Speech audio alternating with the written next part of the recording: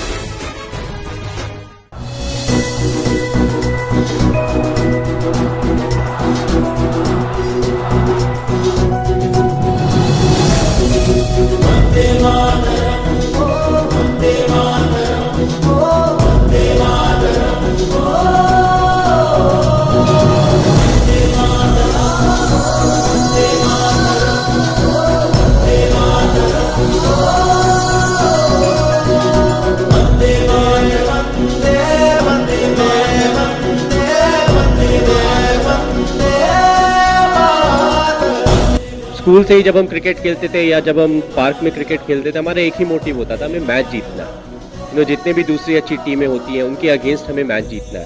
So that is the purpose.